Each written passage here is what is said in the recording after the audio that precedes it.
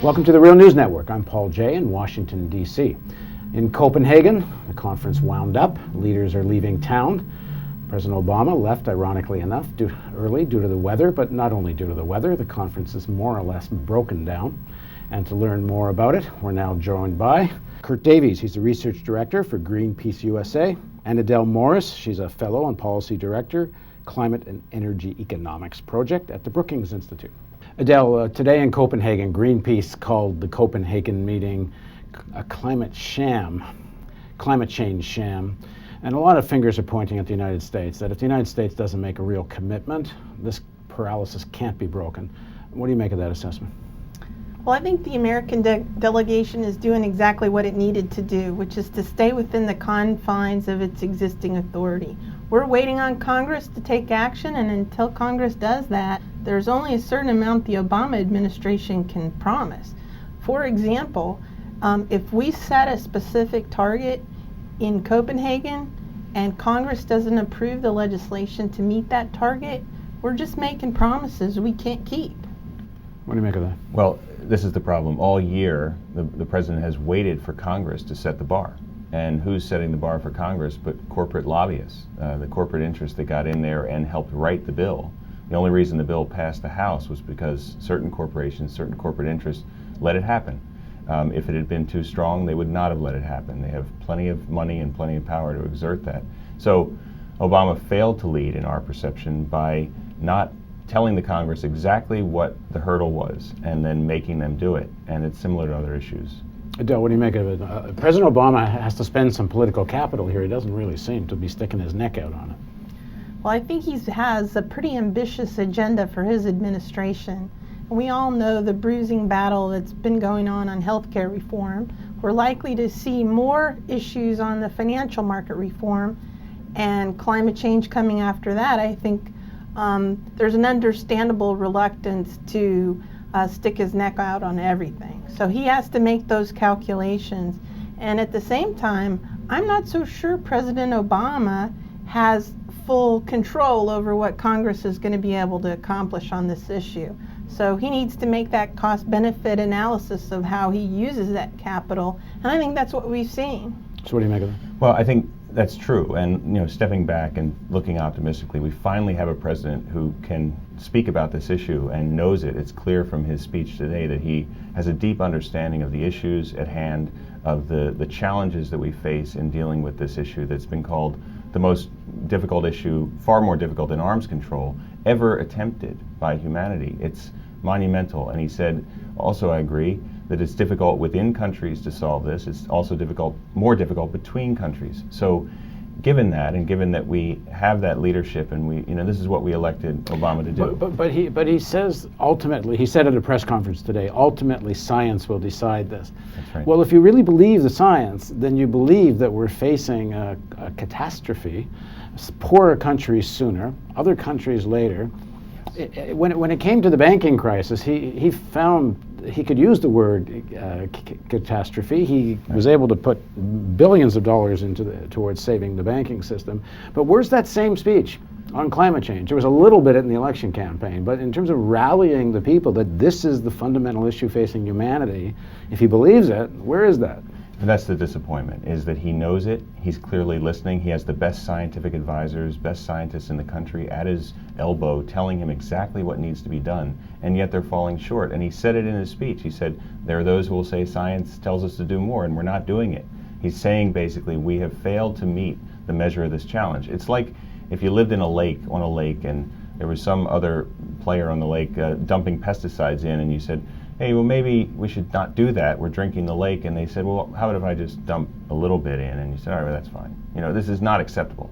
We know exactly what needs to be done to save the ice caps, to head off catastrophic climate change that will hurt the poorest in the world. We're not taking that on. That's the major issue that's been, the problem. But Adele, you connected this with what's happening in healthcare. Is it possible this will be some of the same problem of what happened with healthcare? Is you start with a proposal that's already weak, and then you negotiate a weak proposal down to next to nothing. The targets that are being set out are really weak. Even the emission target for automobiles is really low compared to what happens. And you have many cars that are doing in the 40s and upwards, almost to 50 miles per gallon now. And the target they want to meet is, I forget, what is it, something like in the low 20s. It doesn't make sense. That the issue is, like, are you not concerned that he doesn't come out and rally the American people around this? Well, I think you got to look at the commitment he's offered. The U.S.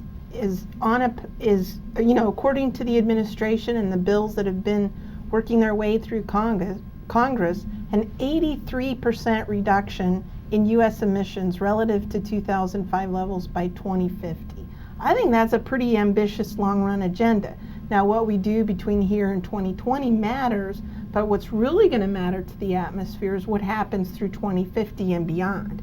And so sometimes it's easy to get hung up about what's going to happen in the next 10 years when we have a lifetime of commitment to make but the to stabilize the atmosphere. Scientists are telling us the emissions have to peak around 2015, right, or you can't hit the rest of the numbers. And right now, under President Obama's plan, that indeed would happen for the United States, and that's what we have control over. Obviously, then, the challenge is for the U.S. delegation to leverage U.S. action into action by other parties that's analogous. And so we had those discussions at Copenhagen in a way that we haven't in any previous conference of the parties. Sure. And that's a naturally difficult conversation to have, particularly with countries that are trying to bring a huge population out of poverty. well, what do you make of this situation? You got we're told about a third of the Senate doesn't even believe there is such a thing as man-made climate change. You've got maybe growing numbers, actually. The numbers of Americans that believe there's such a thing as man-made climate change are actually dropping, not going up. Some polls, yeah. Some polls are showing that. Well, I mean, this is, again, I agree. There's an enormous challenge in passing anything in this country. We have a very divided country on this. Most of the numbers that are driving those polls down are Republican males who don't believe in this, who listen to Rush Limbaugh and Glenn Beck. So we can't really judge it as a cross-section of America. The majority of Americans know this is a crisis. Every poll shows that the majority of Americans want something done and know this is a big problem. So that's worked, and Obama has helped educate people about the subject. The real rubber hits the road question is what you framed, that we have a near-term catastrophe in if we don't head off emissions worldwide and cap them and reduce them very quickly. Scientists are saying it's far worse than we thought. Ice caps are melting faster. Greenland is falling apart faster. We have now on top of that ocean acidification, which is a monster issue, and we're just not doing enough. And so for the U.S., so that has been set out, and everybody said, well, for that to happen, the U.S. has to do X, and we're doing less than X. So everybody goes, well, that's not okay. Then you're not doing your fair share, and you're the richest country, you have plenty of latitude to do this, huge economy.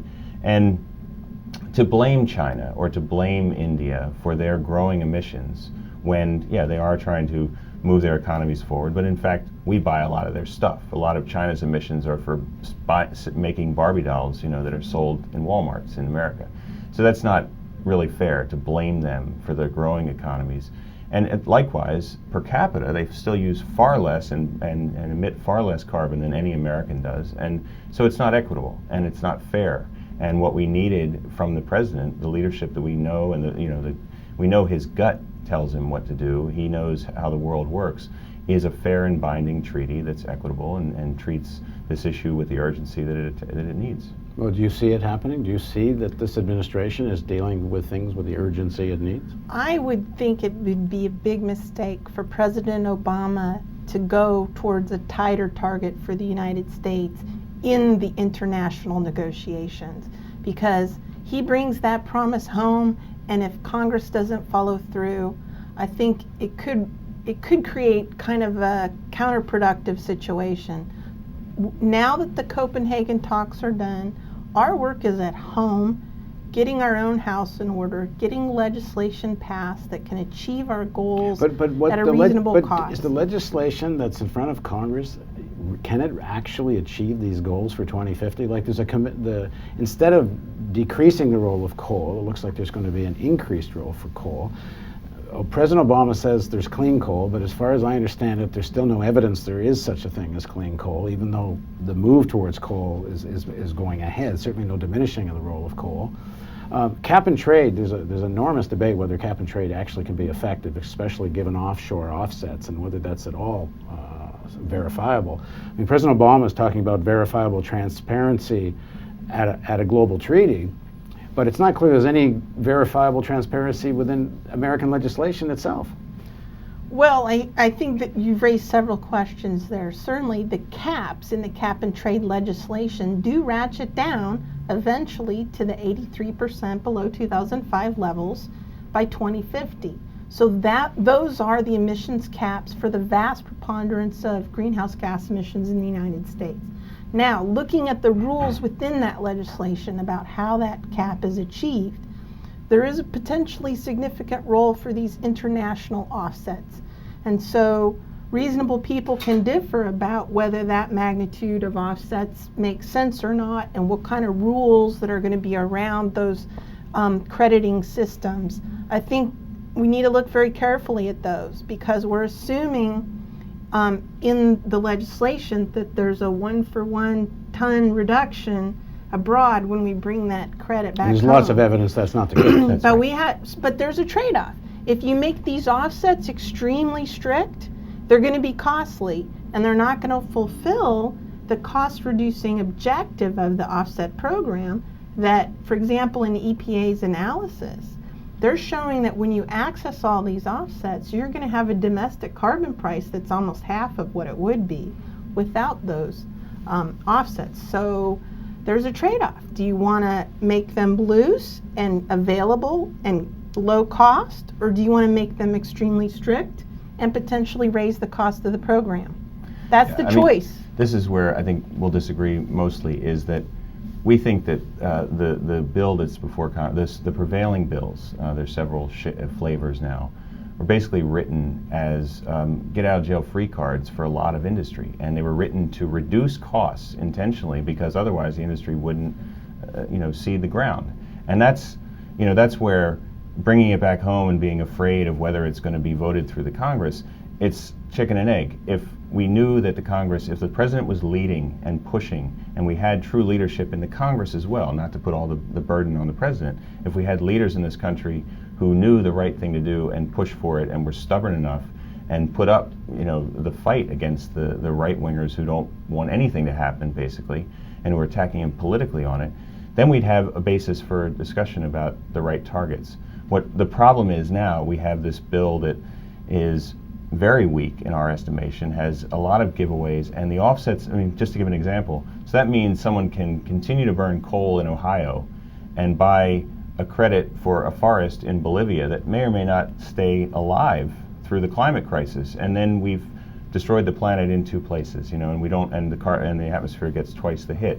That's not fair, and that's not a good environmentally sound treaty. So, where do we go from here? We have to be realistic about what we can get through our Congress, but that doesn't mean we should just say, well, that's the most we can do, because we know we can do more. We know we can do more on things like energy efficiency. There's no lobbyists for energy efficiency on Capitol Hill. There's lobbyists for oil and coal. We know we could do an enormous amount with demand side reduction in energy, stopping efficiency and conservation, stopping the use of energy. But nobody's lobbying for that. The president went to Home Depot the other day to lobby for it himself. So this is the challenge. We have the wrong set of commanders in this country pushing for the bills. That has set the bar for America, and then the president goes over and fails to lead the world. Well, in the next segment of our interview, let's talk about the other piece of what was such a controversy at Copenhagen, which is the fight between the advanced industrialized countries and the global south. Because maybe we're going to have to face a fact here that this Copenhagen conference is a pretty good indication that we are not going to meet the 2-degree target, that if the science is right, we are facing a catastrophe, particularly for the global south. And what are we going to do about it? Please join us for the next segment of our interview on the Real News Network.